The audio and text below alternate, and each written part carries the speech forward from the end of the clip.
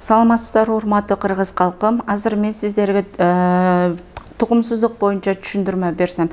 Менин жанымда отурган Зүйүн устаз, биздин дем салуучубуз экөөбүз сиздерге тугумсуздук боюнча маселенин көйгөйүнү чечүүнүн жолдорун айтабыз. Тугумсуздук бул эмне? Тугумсуздук эгерде келинчеги менен жолдошу 1 жылдан ашык жашаса, ал дегени эч кандай жанагындай колдонбой эле жашаса, значит бул тугумсуздук деп биз диагноз коебуз. Тугумсуздук эмнеден келип чыгат? Тугумсуздук бул ар түрдүү көйгөйлүү нерселерден келип чыгат. Мисалга алсак, акыркы учурдагы урогенитальный инфекция деп коебуз, УГИ деп коебуз. Кандайдыр бир канынан определять этебиз, кандай инфекция бар, эмнелер боюнча определять этебиз, ошого карайбыз. Андан сырткары лабораторный исследование дейбиз дагы, именно гормондорун карайбыз. Аялдан эркектик гормондору жана аялдык гормондорун негизинен дагы көрүп определять этебиз. Андан сырткары эркектен аялдык дагы, эркектик дагы гормонду, андан сырткары спермогенез деп коет. Подвижность и формаларын кандай болуп атат? Балким акыркы күндө ушул эркектерде эң көйгөйлүү маселе болуп атат. Бул спермограмманын бузулушу. Булар эмнеден келип чыгат? Ушуга ошол маселелерден келип чыгышы мүмкүн. Андан сырткары акыркы учурдагы биздин жеген тамак аш аркылуу дагы биздин эркектерибиз көп жабыркап атат. Эмнеге дегенде, азыркы учурдагы магазиндерде сатылган жумурткалар, же болбосо дүкөндөрдө сатылган сүт азыктары, айрандар, творогдор, булардын бардыгы, мисалы, мурун жайлоодон алынган сүт азыктарын колдонсок, азыр искусственно, мындайча айтканда, уйларыбызга бүтүндөй жаман, мындайча айтканда, химикатты берип туруп, сүтүн көбөйтүп, жумурткаларга дагы ошондой эстроген, мындайча айтканда, аялдык гормону көбөйүп кетет дагы, ошону требует эткен адам, уже эркектерибиз дагы женский гормондору көбөйүп, ошо тукумсуздукка алып келип атат. Андан сырткары, мисалы, биз баардык анализдер таза чыгышы мүмкүн, бизде под вопрос болуп атат, эмне себептен таза чыгып атат деп. Биз ошол убактарда биздин дем салуучу устаздарыбызга өткөрүп беребиз. Ассаламу алейкум. Тугумсуздук боюнча бизге көп жубайлар бизге кайрылат.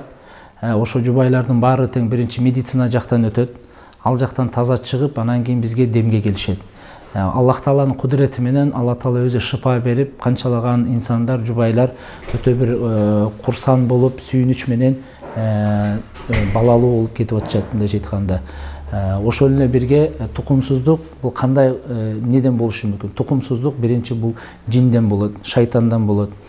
Бул шайтан сөзсүз түрдө бул жин аял кишинин сөзсүз түрдө жатынына отуруп алышы мүмкүн, трубкаларын отуруп алышы мүмкүн, трубаларына.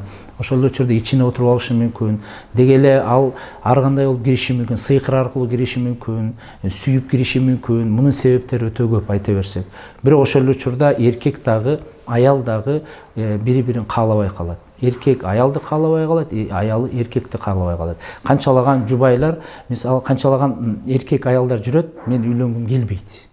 Үйлөнгүм келбейт, себеби дегенде мен үйлөнгүм келбейт, аялды көргүм келбейт деп жүрөт. Кээ бир кыздар жүрөт, мен күйөөгө тийгим келбей атат.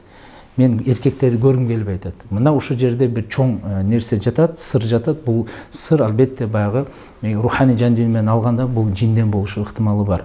Ошондуктан бул сөзсүз түрдө ажыраштырат. Жаңы үйлөнгөн, биринчиден жаңы үйлөнгөн жубайларды тукумсуздук алып келет, жин шайтан ажыраштырат, жашаттырбайт. Мындайча айтканда, боюна бүтүрсө дагы түшүрүп салат. Ошол учурда такыр шайтандын алы келбей калганда, жетпей калганда, анан баянтип багы төрөлгөн учурда ымыркай, анан сөзсүз түрдө багы хадисте келет, чымчып багы нукуганда баягы кичинекей ымыркай ыйлайт. Мына ошондой бир бизге зыян жеткирүү, адам баласына бизге бул душман болгондуктан бизге зыян жеткирүү, көбүрөөк зыян жеткире баштайт. Ошондуктан мунун бир гана дарысы, эң жакшысы дем салдырсак, Кудай кааласа, Аллах Таала өзү бизге ушу баарыбызга шифа берет. Азыркы устазыбыз айтып кеткендей, бул албетте бир эле медицинанын алы жетпей калса, биз бул жакка өткөрүп беребиз, же болбосо медицинский болсо биз өзүбүз направление беребиз, именно кайсы гормон, эркектик гормону, аялдык гормону, ошого карата биз лечение кылабыз. Бул жерде чечим медикаментозный жана ошондой эле Куран аяттын негизинде лечение болуп атат. Бизге келген бейтаптардын көптөгөн саны арып баратат. Бул дагы Аллахтын каалоосу экен.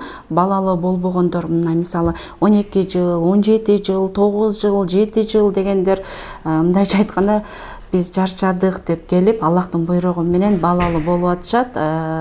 Эгерде сиздерде ушундай көйгөй боло турган болсо, эч капаланбаңыздар. Шифа Аллахтын колунда. Мүмкүнчүлүк болсо, өзүңүздөрдүн аракетиңиздерди кылыңыздар.